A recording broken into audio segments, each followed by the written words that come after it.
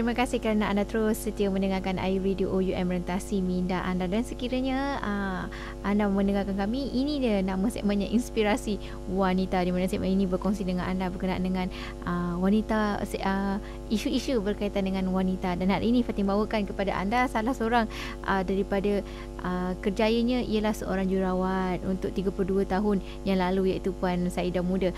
Okey, tadi telah pun kita berkongsi berkenaan dengan pengalaman manis beliau dan juga faktor kenapa beliau memilih kerjaya sebagai seorang jurawat. Dan sekarang ini kita nak Puan kongsikan dengan pendengar semua berkenaan dengan ciri-ciri yang perlu ada pada seorang jurawat. Tadi Fatin sembang dengan Puan, katanya jurawat ni dia macam satu anugerah.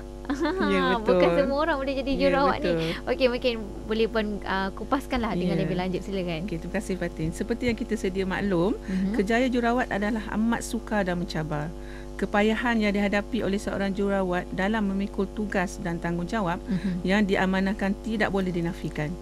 Justru itu, untuk menjadi seorang jurawat yang berkualiti dan berhemah tinggi, individu tersebut mestilah memiliki banyak ciri-ciri yang positif.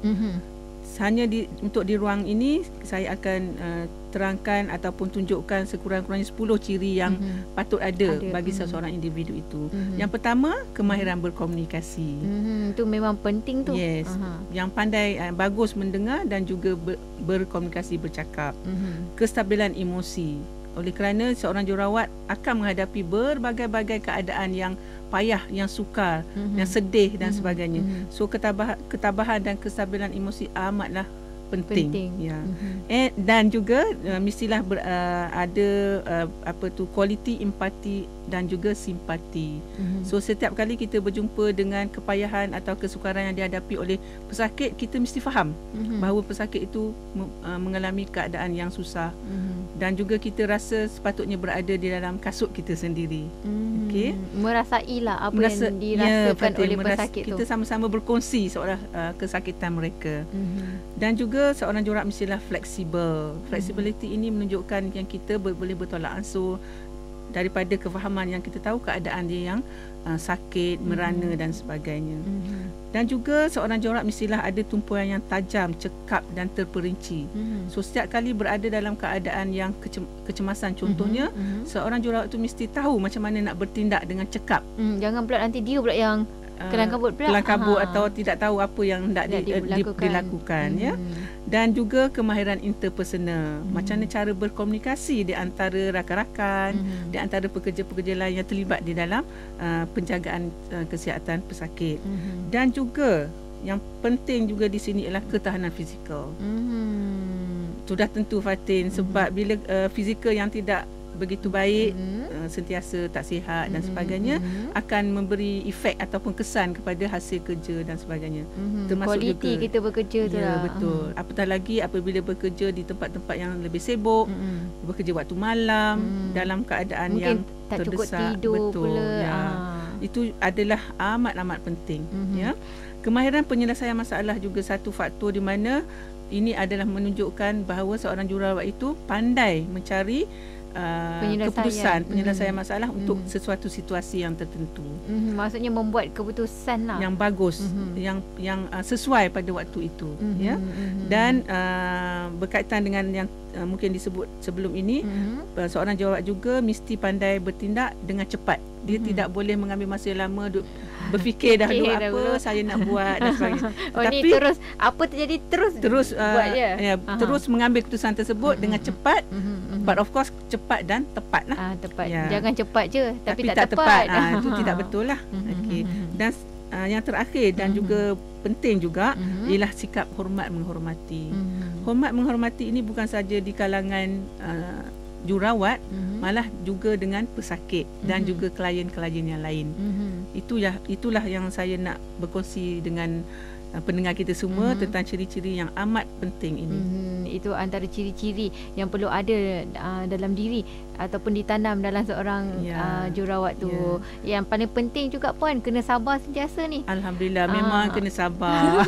Kalau sabar tak sabar yang tahap-tahap tinggi kan. Itulah dia di antara kesabaran itu di dalam kestabilan emosi yang ada pada seorang jurawat lah. Kerana sebab dia terlibat dengan berbagai emosi. Contohnya kalau mungkin ada pesakit yang meninggal meninggal ataupun mungkin ada pesakit yang marah, cerewet.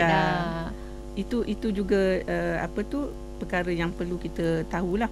Sebenarnya banyak lagi ciri-ciri yang boleh kita kupaskan atau berkongsi bersama. Cuma ini di antara yang penting lah, yang perlu kita darabkan bersamalah. Okey, itu di antara ciri-ciri jururawat yang perlu ada lah pada mereka di luar sana yang mungkin bercita-cita Puan nak jadi jururawat ni. Perlu adalah ciri-ciri yang tadi Puan dah sentuhkan tadi tu. Tepat sekali. Okey Puan, kita berhenti rehat seketika, kembali lagi selepas ini untuk kita berkongsi lagi pelbagai informasi berkenaan dengan kejururawatan ini. Jadi anda semua yang ke mana, kena terus mendengarkan iRadio OUM merentasi minda anda. Terus iRadio OUM.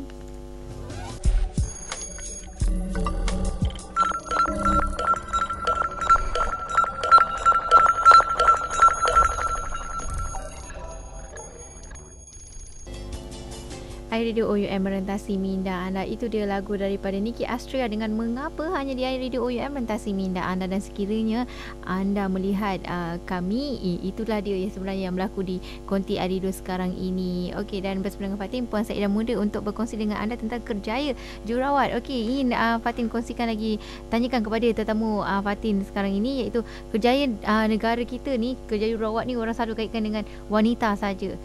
Dululah satu ketika, dan sekarang ni kalau kita lihat di kolej-kolej pun ramai lelaki ataupun kaum Adam ni dah terlibat dah dengan bidang kejururawatan ni. Mungkin boleh Puan kongsikan sedikit pandangan Puan berkenaan dengan fenomena ataupun perkara ini. Terima kasih Fatih. Ini pandangan personal saya lah ya. Okey, kalau dilihat daripada sejarah kejururawatan, perintisnya adalah golongan Hawa.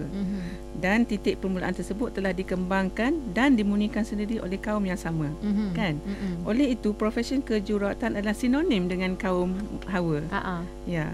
Di samping itu, ciri dan personaliti seorang jururawat digambarkan sebagai seorang yang lemah lembut dari segi fizikal dan juga emosi, moral dan sebagainya. Apabila kerjaya ini diterokai oleh kaum Adam, ia sebenarnya merupakan satu tamparan hebat bagi kaum Hawa, kerana ia boleh menimbulkan isu persaingan dan perbandingan dari segi kualiti kerja dan produktiviti. Walau bagaimanapun, saya berpendapat ini adalah satu tanda yang profesi kejururawatan boleh dimiliki oleh sesiapa saja, tidak kira sama ada dia lelaki atau perempuan. Pokoknya keikhlasan, jiwa dan perasaan kasih sayang serta rasa kepunyaan terhadap profesi yang amat mulia yang telah kita bincangkan tadi. Yang jelas, kemuniaan profesi kejururawatan ini adalah terletak kepada pelakonnya dan bukan kepada tajuk ceritanya. Mungkin pasti faham tentang apa yang saya maksudkan ya Fatih. Tak kisahlah jururawat tu lelaki ke perempuan ke, tapi yang penting dia punya peranan dia tu sebagai seorang jururawat tu dapat dia galaslah tanggungjawab dia tu dengan sebaik yang mungkin lah. Ya, mengikut yang kita tafsirkan tadi sebagai satu profesi yang murni. So itulah dia kekuatan bagi profesi kejururawatan ini. Tapi mungkin ada di luar sana mungkin rasa macam segan-segan Puan dengan jururawat lelaki. Kenapa? Kenapa ada isu macam seperti itu? Saya rasa tidak perlu, sebab apa yang kita katakan tadi, ciri-ciri seorang jururawat itu yang penting. Siapakah dia, lelaki atau perempuan, itu bukannya masalah. Saya rasa tidak perlu dipersoalkan. Ya. Okey, itu dia pandangan daripada Puan Saidah berkenaan dengan isu tadi. Okey, mungkin boleh Puan kongsikan sedikit berkenaan dengan, kalau kita tu selalu berkongsi berkenaan dengan Hari Guru.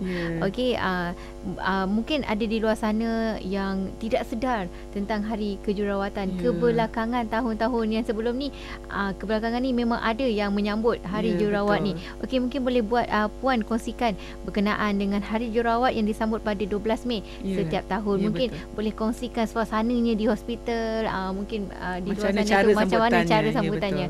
Okey, Hari Jururawat yang disambut secara global pada 12 Mei setiap tahun adalah sempena hari lahir Florence Nightingale, iaitu pengasas kejururawatan moden. Okey, di negara kita, jururawat dari seluruh pelosok akan berkumpul di satu venue yang bagi meraihkan hari yang penuh bermakna ini. Lazimnya majlis sambutan adalah hasil inisiatif Persatuan Jururawat Malaysia MNA dengan kerjasama serta sokongan daripada Lembaga Jururawat Malaysia sendiri.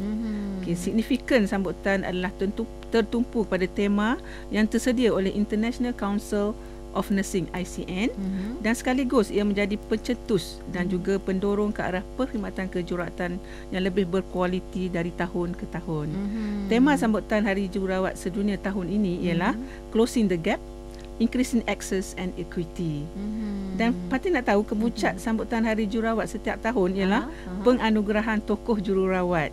Dan untuk tahun ni? Untuk tahun ni kita ada 3 kategori di mana sebenarnya kategori ni adalah untuk setiap-tiap tahun, iaitu bahagian perkhidmatan, komuniti dan pendidikan. So dari situ kita akan menunjukkan bahawa jururawat ini adalah memang jururawat yang berkualiti dan mempunyai tokoh kami tersendiri.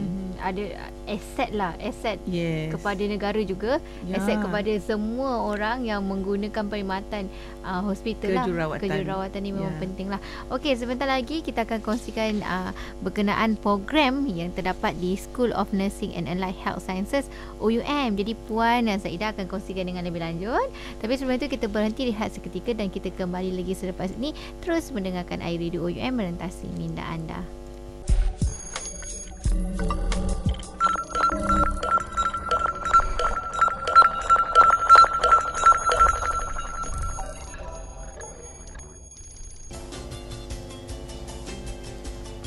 Terima kasih kepada anda kerana setia mendengarkan iRadio OUM sekarang ini bersama dengan Fatin untuk segmen Inspirasi Wanita, dan nampaknya kita telah pun sampai ke penghujung segmen pada hari ini. Tapi sebelum itu Fatin ingin tanyakan satu lagi soalan kepada tetamu istimewa Fatin pada petang ini, iaitu Puan Saidah Muda, untuk berkongsi dengan anda semua pada pendengar sana yang mungkin berminat untuk menyambung pengajian di OUM ataupun mungkin terfikir-fikir nak sambung ni bidang kejururawatan ni, tapi kat mana? Jom Fatin minta kepada Senior Lecturer dan Deputy Head untuk School of Nursing and Allied Health Sciences OUM. Jadi mungkin Puan boleh kongsikan berkenaan program yang ditawarkan oleh SONAS. Silakan. Okey Fatin. Ya, untuk pendengar di luar sana, terutama jururawat, buat masa sekarang School of Nursing and Allied Health Science atau SONAS menawarkan program Bachelor of Nursing Science with Honours to BNS. Ini adalah top-up program yang direka khas untuk jururawat yang sedang bekerja yang memiliki sijil ataupun diploma perawatan atau kejururawatan serta setaraf. Yang penting mestilah memiliki Annual Practice Certificate APC yang sah. Program 2 tahun ini amat sesuai yang diperlukan oleh semua jururawat yang berhajat untuk meningkatkan tahap akademik serta profesional mereka. Program ini dibangunkan bagi menyesuaikan dengan semua peringkat jururawat yang sentiasa sibuk dan penuh komitmen kerana aktiviti pembelajaran dan tutorial dijalankan pada hujung minggu sahaja. Okay, saya percaya program ini amat signifikan untuk mempertingkatkan tahap akademik dan profesion kejururawatan di negara ini. Yang pasti program ini mempunyai nilai tambahnya tersendiri dengan menawarkan subjek-subjek seperti entrepreneur, open and distance learning skills, English for oral and written, teaching in nursing, termasuk 6 specialisation yang boleh dipilih sendiri oleh pelajar mengikut minat masing-masing. SONAS juga memberi peluang kepada pelajar untuk memilih tempat latihan mereka sendiri yang biasanya paling dekat dengan rumah mereka lah. Okay, di samping itu tawaran istimewa dibuka untuk jururawat yang lahir pada atau sebelum Hari Merdeka. So apakah tawaran tersebut? Cuba cari di website kita. Okey, program saya juga ingin berkongsi ada program baru yang akan ditawarkan oleh SONAS pada semester September 2011 ini insya-Allah, iaitu Advanced Diploma in Teaching Methodology dan Bachelor of Healthcare Practice. Anda boleh lawati laman web SONAS untuk mendapatkan keterangan lanjut. Ataupun mungkin boleh telefon di mana-mana? Ya, boleh. Boleh telefon. Ya, boleh. Okey, itu dia nampaknya segmen kita pada petang ini. Itu saja. Apa pun terima kasih pada Puan Saidah kerana sudi berkongsi pengalaman selama 32 tahun bergelar jururawat dan berkongsi idea dan pendapat. Okey, terima kasih banyak-banyak. Terima kasih Fatin kerana menjemput saya untuk berkongsi pengalaman. Okey, dan untuk anda semua di luar sana jangan bermana, kena terus mendengarkan iRadio kerana selepas ini banyak lagi segmen menarik menanti anda.